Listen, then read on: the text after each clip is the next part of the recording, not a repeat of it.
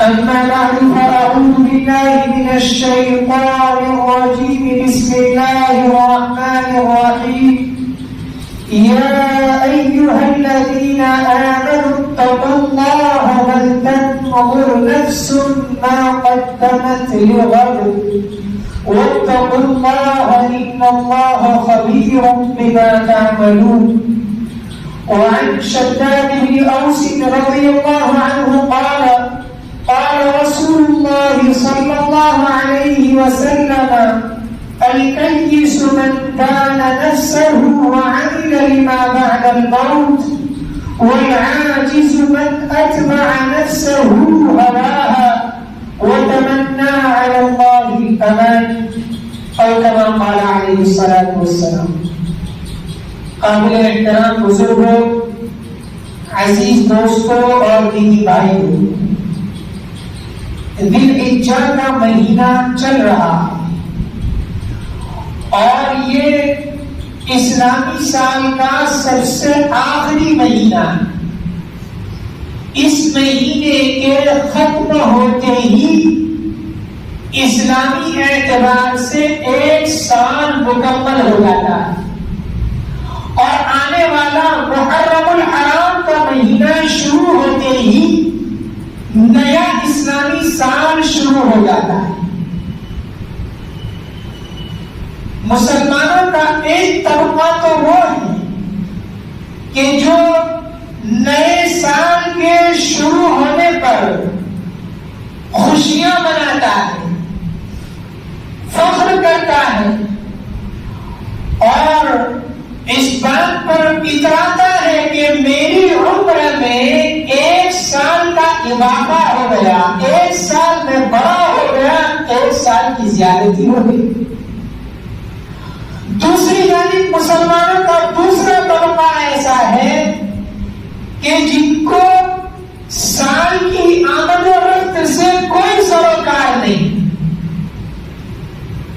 دن گزر رہے ہیں، مہینے اور سال ختم ہوتے چلے جا رہے ہیں اور اس کی زندگی میں کوئی تبدیلی نہیں آتی، کوئی تغیر نہیں آتا، بس اپنی وہی چال چل رہا ہے بچپن سے بچپن.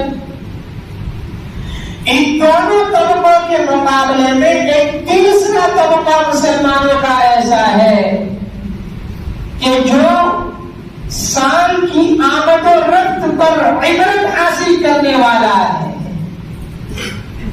سال کے گزرنے پر اپنا جائزہ لیتا ہے، محاسبہ کرتا ہے کہ میں نے پچھلے گزرے ہوئے سالوں میں کیا کیا. یہی وہ طبقہ ہے اور یہی وہ لوگ ہیں جن کو قرآن نے عقل مندوں سے تعبیر کیا.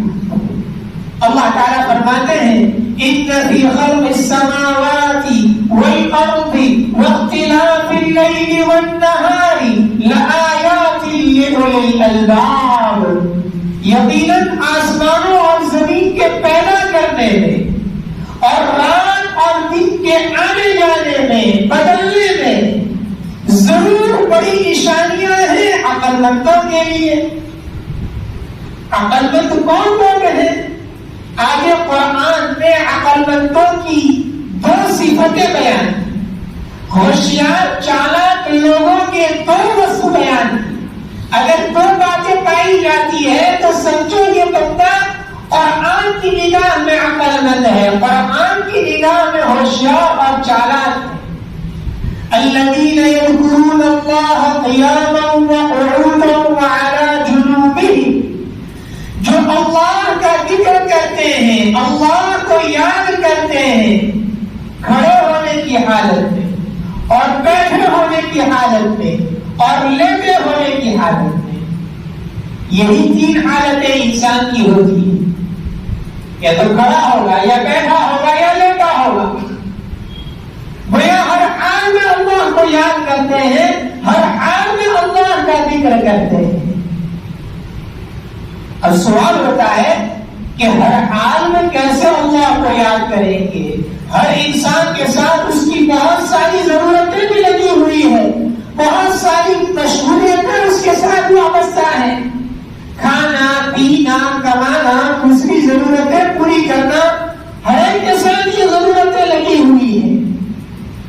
تو علماء نے ہر حال میں اللہ کو یاد رکھنے کا آسان طریقہ بتلایا. کل مطیع فی العمل ذاکر، ہر وہ شخص جو اپنے عمل میں، اپنے کام میں اطاعت کرنے والا، اللہ کی فرمانبرداری کرنے والا ہو، اللہ اور اس کے رسول صلی اللہ علیہ وسلم کے بتلائے ہوئے طریقے پر عمل کرنے والا ہو، تو اس کا وہ عمل اس کے لیے عبادت بن جائے گا اور وہ ذاکر شمار ہوگا، اللہ کی یاد میں مشغول رہنے والا شمار ہوگا. چاہے وہ کھا رہا ہے، پی رہا ہے، کما رہا ہے، اپنی روزمرہ کی ضرورتیں پوری کر رہا ہے، مگر اللہ کے حکم کے مطابق پوری کر رہا ہے، اللہ کے حبیب جناب رسول اللہ صلی اللہ علیہ وسلم کے بتلائے ہوئے طریقے کے مطابق کر رہا ہے، تو حقیقت میں وہ اللہ کی یاد میں مشغول ہے. تو قرآن نے عقل مند کی پہلی صفت تو یہ بیان کی کہ وہ ہر حال میں اللہ کو یاد کرنے والے، ہر حال میں اللہ کو پکارنے والے.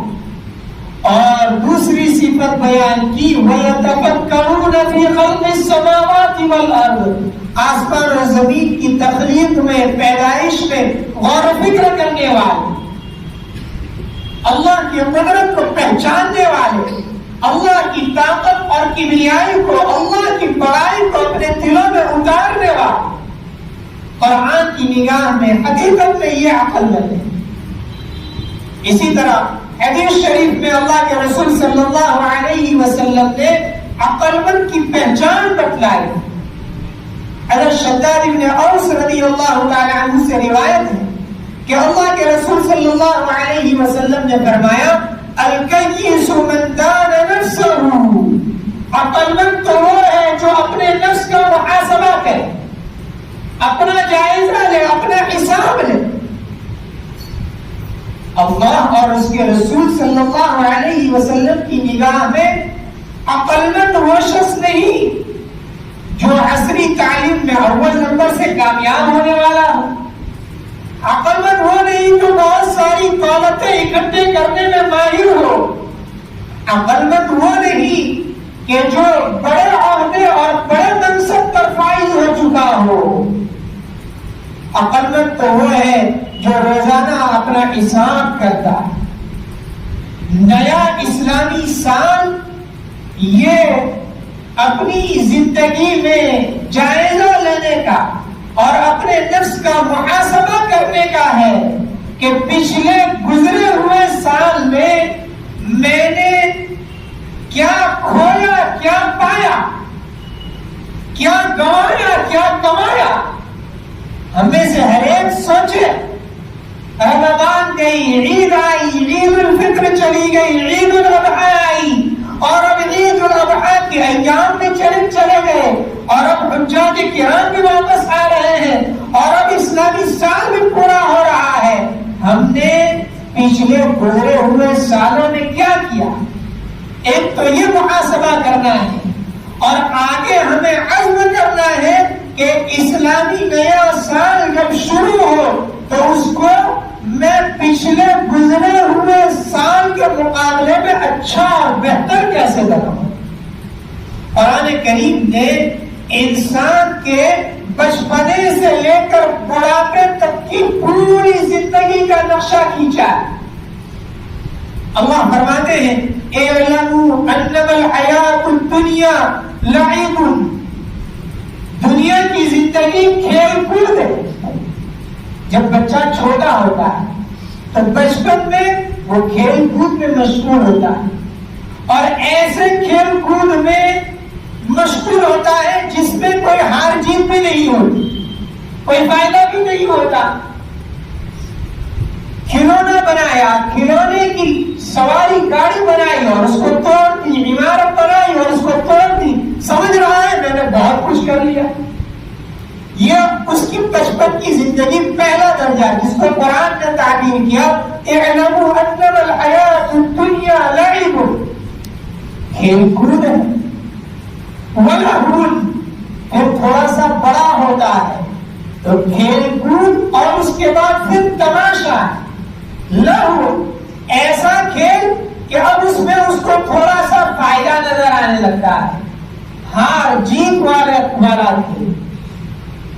ایک عمر ہوتی ہے تو یہ کھیل کھیلتا ہے، پھر اس سے کچھ اور بڑا ہونے لگتا ہے، جوانی کی دہلیز پر قدم رکھتا ہے، تو آگے قرآن نے تیسرا درجہ، تیسرا اسٹیپ بتلایا، لعب ولہو وزینۃ۔ اب اس کو فکر ہوتی ہے زیب و زینت کی، بنا و سنگار کی، میرا لباس اچھا ہو، میرے جوتے اچھے ہو، میری سواری اچھی ہو۔ اب زیب و زینت اور بنا و سنگار میں لگ جاتا ہے، پھر آگے اور زیادہ اس کی عمر میں اضافہ ہوتا ہے اور بڑا ہوتا ہے، تو پھر اب شادی کی عمر کو پہنچ جاتا ہے، تو وہ تفاخر بینکم، اب کچھ مال کمانے لگتا، تو ایک دوسرے پر فخر کرنے میں، ایک دوسرے پر اترانے میں لگ جاتا کہ اس کے پاس اتنا ہے، میرے پاس اتنا ہے، اس کے پاس ایسا ہے، میرے پاس ایسا ہے، اور پھر آگے شادیاں ہو جاتی ہیں، اولاد ہو جاتی ہے، پوتے نواسے ہو جاتے ہیں، تو اب کیا ہوتا ہے؟ وَتَكَاثُرٌ بَيْنَكُمْ فِي الْأَمْوَالِ وَالْأَوْلَادِ، آخری درجہ، اب اس کے پاؤں قبر میں پہنچتے جا رہے ہیں، اور اسے فکر ہے مال بڑھانے کی، اسے فکر ہے اولاد بڑھانے کی، مال اور اولاد میں ایک دوسرے کی زیادتی، ایک دوسرے سے آگے بڑھنے کی لالچ۔ قرآن کہتا ہے کہ اسی طرح درجہ بدرجہ آگے بڑھتے بڑھتے انسان کی عمر تمام ہو جاتی ہے، اور قیامت کے دن اس کی زندگی کے ایک ایک لمحے کے بارے میں، بچپن سے لے کر بڑھاپے تک کے سارے گزرے ہوئے درجات کے بارے میں اللہ تبارک و تعالیٰ اس سے حساب لیں گے، پوچھیں گے کہ تو نے اس زندگی میں کیا کیا، اور ہمیں اللہ تبارک و تعالیٰ کے یہاں اس کا جواب دینا ہے۔ یوم تجد کل نفس ما عملت من خیر وما عملت من سوء، ہر شخص کو اللہ کے یہاں اچھے اعمال کا بھی بدلہ دیا جائے گا، اور برے کرتوت ہے تو اس کا بھی اللہ تبارک و تعالیٰ کے یہاں جواب دینا ہے، اس کی بھی سزا ہو۔ جیسے اکبر الہ آبادی نے لکھا ہے، بچپن نے تجھے برسوں کھلایا، جوانی نے پھر تجھ کو مجنون بنایا، بڑھاپے نے آ کے پھر کیا کیا ستایا، اجل آ کے کر دے گی تیرا صفایا، جگہ جی لگانے کی دنیا نہیں ہے، یہ عبرت کی جا ہے، تماشا نہیں ہے۔ انسان کی پوری زندگی کو ان اشعار میں بیان کر دیا۔ بچپن نے تجھے برسوں کھلایا، بچپن کی زندگی کھیل کود کی زندگی، بچپن نے تجھے برسوں کھلایا، جوانی نے پھر آ کے تجھ کو مجنون بنایا۔ مجنون پاگل پنے کو کہتے ہیں، دیوانے کو کہتے ہیں۔ جوانی یہ دیوانگی کا حصہ ہے، اس میں آدمی جنون کی حالت میں پاگل آدمی کی طرح بس اپنی خواہشات کو پورا کرنے میں، اپنی جن چاہتوں کے پیچھے لگا ہوا ہوتا ہے، اس کو کوئی پڑی نہیں ہوتی کہ آگے اس کا انجام کیا ہونے والا ہے، اس کا نتیجہ کیا ہونے والا ہے۔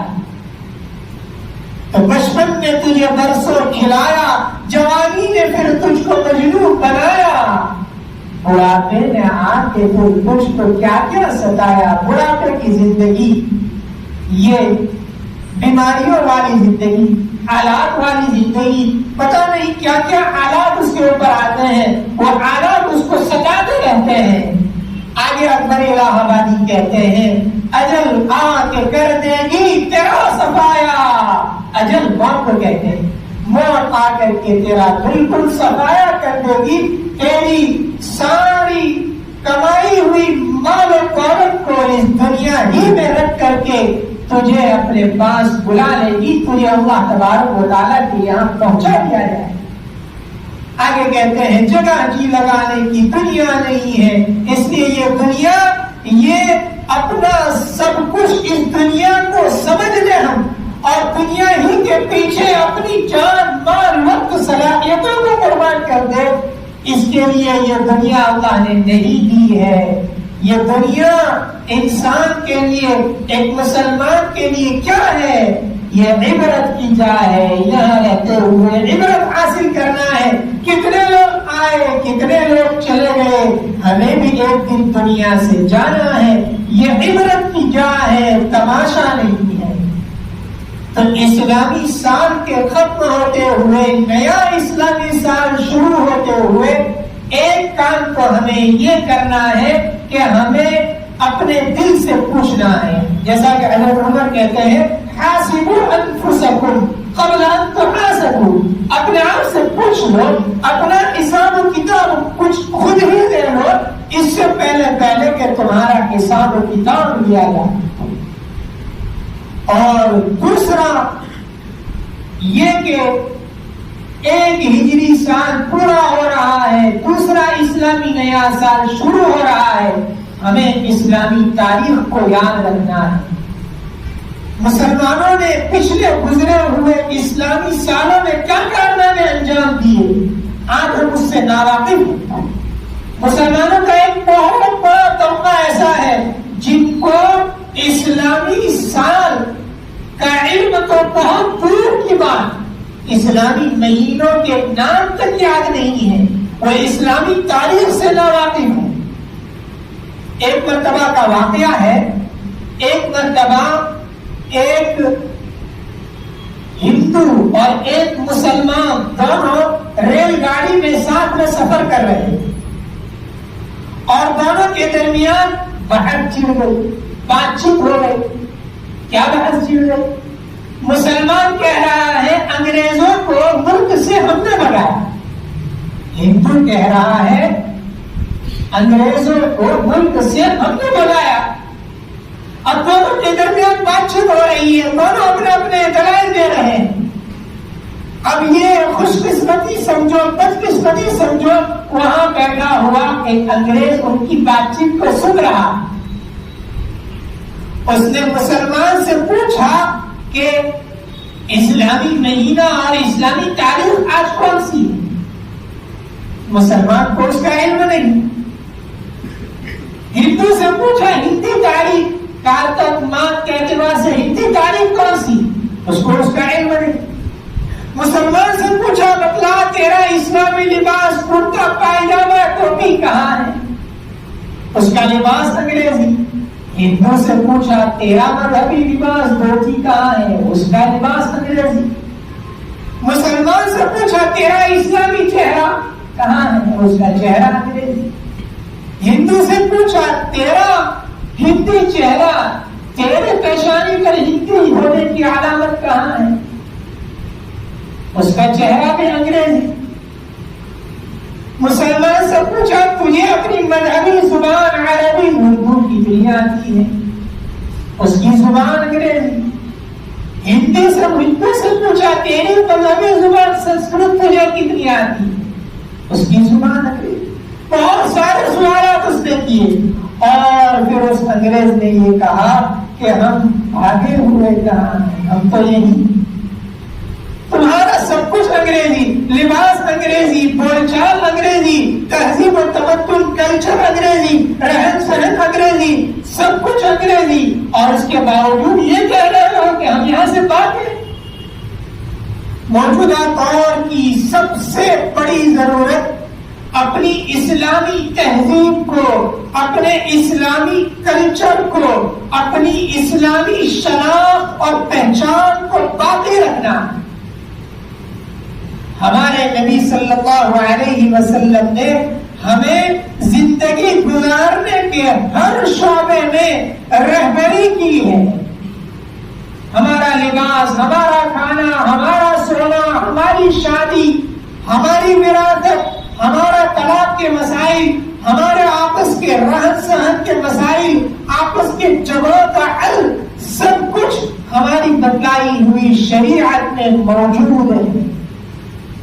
ہم سب جانتے ہیں یکساں سول کوڈ کے نام پر اس وقت بہت سارے ہمارے معاشرتی اور سماجی مسائل جن کا تعلق ہماری شریعت سے ہے، ہمارے نکاح کے مسائل، ہمارے طلاق کے مسائل، ہماری وراثت کے مسائل، عدت کے مسائل، گود لیے ہوئے بیٹے کے، دتک پتر کے مسائل، اور ایسے بہت سارے مسائل ہیں جن کا تعلق خالص ہمارے مذہبی احکام سے ہے، شریعت کے بتلائے ہوئے احکام سے ہے۔